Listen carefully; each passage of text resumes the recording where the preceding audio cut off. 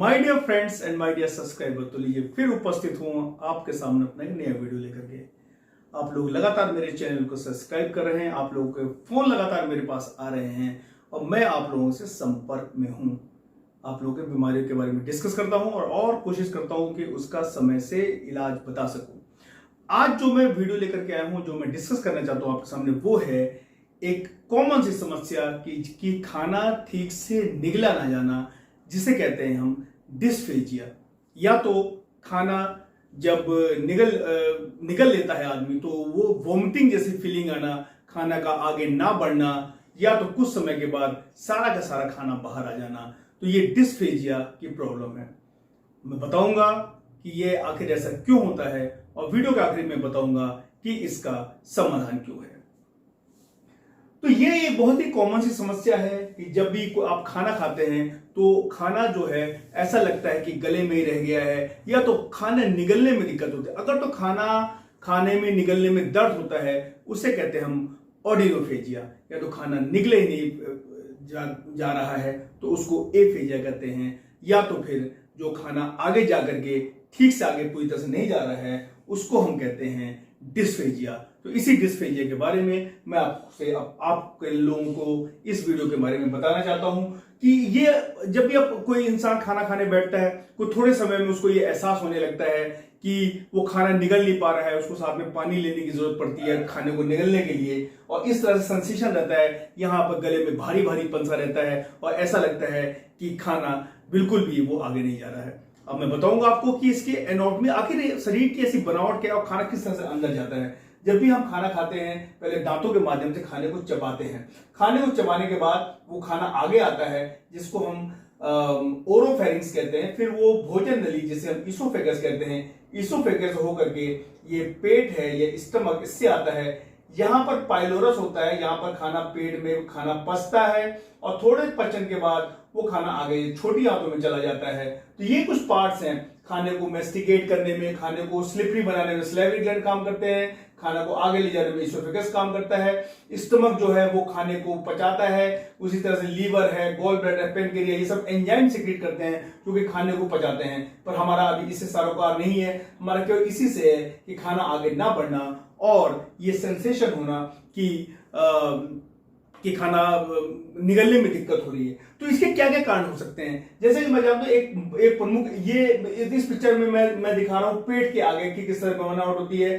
जो हमारी भोजन नली है वो इस तरह से पेट में खुलती है। आगे जो अभी मैं बात कर रहा था कि वो यहाँ पर ये जो एरिया है इसको पाइलोरस कहते हैं। ये कभी कभी ये पाइलोरस भी अपने स्थान पे बढ़ जाता है तो खाना यहाँ पे इकट्ठा होता है और खाना खाते ऐसा एहसास होता है कि पेट फूल रहा है, पेट में गैस बन रही है, और फिर बहुत धीरे धीरे खाना आगे बढ़ता है, या तो एक दो दिन का खाना पेट में इस तरह से रह जाता है और फिर ये इच्छा करती है कि तुरंत इसको वोमिट कर दो। अब ये समस्या कहां से शुरू हो सकती है? समस्या शुरू हो सकती है गले से। गले में हमें पता है कभी कभी टॉन्सिल इतने ज्यादा बढ़ जाते हैं, कुछ लोगों में ज्यादा नहीं, बच्चों में दिक्कत होती है। वो जो टॉन्सिल बढ़े रहते हैं वो टॉन्सिल की वजह से आगे खाना बढ़ता नहीं है और वो यहाँ पर एक तरह का ऑब्स्ट्रक्शन सी फीलिंग होती है जो इस तरह से रहती है।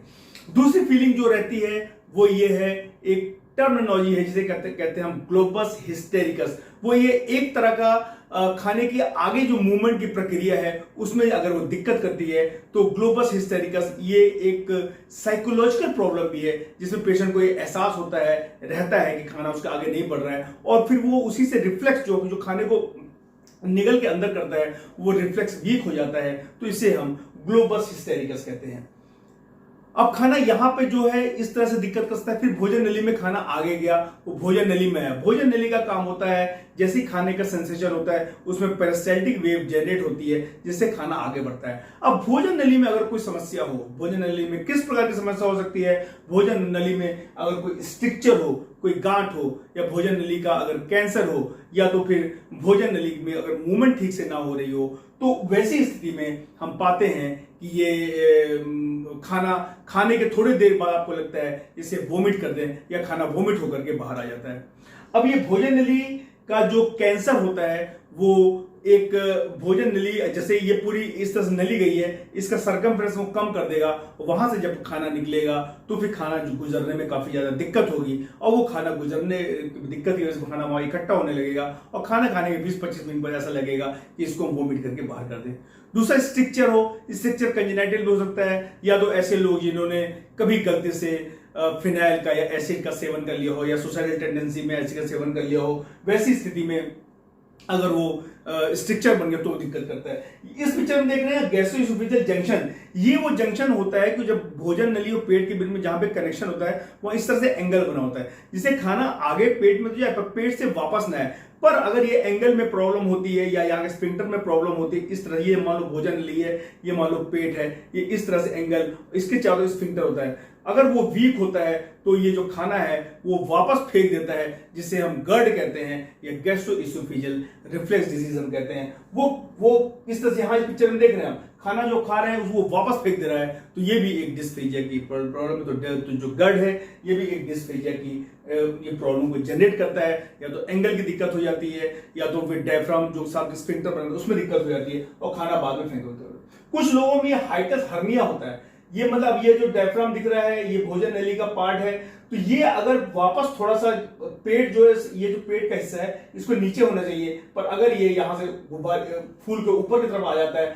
जिसे हाइटस हर्निया कहते हैं। हाइटस हर्निया भी अपने आप में एक कारण है जिसकी वजह से डिस्फेजिया होता है, और खाना जो है वो आगे नहीं बढ़ता है, या तो फिर रिफ्लेक्स होकर खाना बाहर आ जाता है। इस पिक्चर में तो मैं आपको ट्रीटमेंट दिखा रहा हूं। आगे जो है वो है एक कारण है जिसे कहते हैं हम, जो पेट के जो अल्सर होते हैं, पेट में कैंसर होते हैं, इस तरह की कोई दिक्कत होती है तो पेट में हाजमा नहीं होता है और खाना आगे नहीं बढ़ता है, काफी समय तक खाना अटका रहता है। तो अगर कोई किसी को इस तरह से दिक्कत है तो एंडोस्कोपी करके ये भी रूल आउट कर लेना चाहिए कहीं पेट का कैंसर तो नहीं है, या तो फिर अगर पेट के सिंपल अल्सर होते हैं उसकी वजह से भी डिस्फेजिया हो सकता है, तो वो डिस्फेजिया जो है वो धीरे धीरे करके जैसे कैंसर की ग्रोथ बढ़ती है वैसे वो भी बढ़ता है। इसमें मैं अल्सर दिखा रहा हूं, इसी तरह से अल्सर रहता है, खाना खाते ही तुरंत बेचैनी होने लगती है, घबराहट होने लगती है, दिल धड़कने लगता है और एसिड सिक्रेट हो जाता है, ऐसा करता है, मन करता है कि उल्टी कर दें या नोजेटिक फीलिंग होती है, तो वो इस तरह के अल्सर से ऐसी फीलिंग हो सकती है। तो ये भी एक अपने आप में डिस्फेजिया का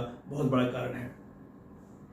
अब उसके और कारण जो मैंने बताया था, अभी मैंने इसकी पहले पिक्चर दिखाई थी कि वो ये जो पाइलोरस के लेवल है, ये पाइलोरस में अगर कोई गांठ हो या पाइलोरस अपना में ठीक से काम नहीं कर रहा हो तो फिर ये यहां पर पाइलोरस होता है, तो फिर उसकी वजह से भी भोजन पेट से आगे छोटी आंत में नहीं जाता, जिसे पाइलोरिक स्टेनोसिस कहते हैं। और ये पाइलोरिक स्टेनोसिस कैंसर की वजह से भी हो सकता है, अल्सर की वजह से भी हो सकता है, या तो कोई कंजेनिटल डिफेक्ट की वजह से हो सकता है। उसमें पेट खाना खाने के बाद पेट फूल जाना, जो उल्टी में ऐसा लगता है कि बासी गंदा सा खाना बाहर आ रहा है, तो वो पाइलोरिक स्टेनोसिस है। पाइलोरिक स्टेनोसिस का भी अपने आप में एक अलग से ट्रीटमेंट है जो अभी मैं आपको थोड़ी देर में बताऊंगा।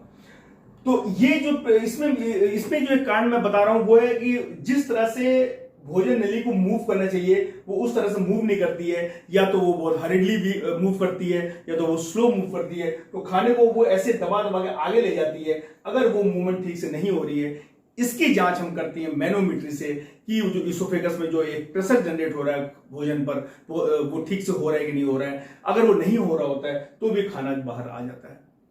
तो ये तो कुछ प्रमुख कारण है जिसकी वजह से कि आपको खाना लेने में दिक्कत होती है। अब इसके कारण, इसका समाधान क्या है? अगर तो ये टॉन्सिल बड़े होने की वजह से है तो बट नेचुरल है, वो टॉन्सिल इन्फेक्शन की वजह से है तो उसका एंटीबायोटिक इलाज होना चाहिए, नहीं तो फिर हम टॉन्सिल्स को निकाल देते हैं।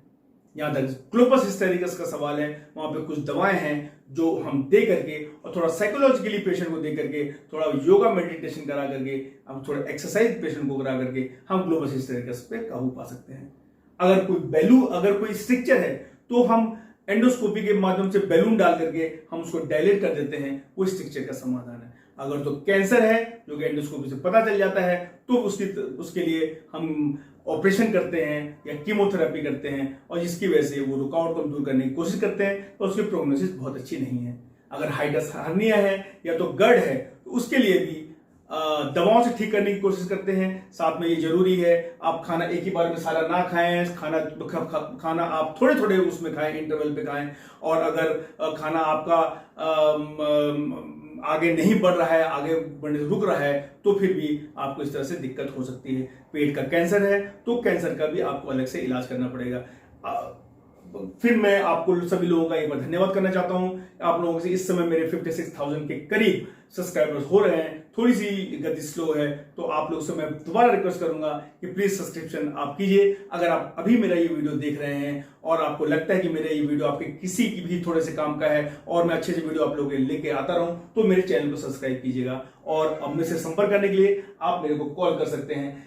तो मैं उम्मीद करता हूं ये वीडियो से आपको कुछ डिस्फेजिया के बारे में मैं बताने में सफल रहा हूं। फिर मैं यही कहूंगा कि अलग अलग बीमारियों के जो समाधान है वो अलग अलग है, वो डायग्नोस प्रॉपर करने की जरूरत है। डायग्नोस करने के लिए हमको जो सीटी स्कैन करने की जरूरत पड़ सकती है, एंडोस्कोपी करने की जरूरत पड़ सकती है, मैनोमेट्री करने की जरूरत पड़ सकती है, एंडोस्कोपी बायोप्सी करने की जरूरत पड़ सकती है। ये सब चीजें हैं जिससे हम पता लगा सकते हैं कि डिस्फेजिया, अगर किसी को डिस्फेजिया है तो एक बार किसी आप जनरल सर्जन या गैस्ट्रिक सर्जन को जरूर मिल लीजिए। वो रूल आउट जरूर करवा लीजिए कि आखिर ऐसी समस्या हो क्यों रही है, क्योंकि कभी कभी समस्या बहुत मामूली सी हो सकती है, कभी कभी समस्या बहुत गंभीर हो सकती है। गंभीर समस्या का समय से इलाज होना बहुत जरूरी है, नहीं तो वो विकराल रूप धारण कर सकता है। अगर मामूली समस्या है तो वो दवाओं से ठीक हो सकती है, या तो फिर माइल्ड छोटे से ऑपरेशन ठीक हो सकती है। पर बड़ी समस्या है तो फिर वो ज्यादा तकलीफ दे सकती है। तो उम्मीद करता हूं मेरा ये वीडियो पसंद आएगा और इस तरह से मैं वीडियो लेके आता रहूंगा। तब तक स्वस्थ रहिए, मस्त रहिए, आनंदित रहिए। नमस्कार।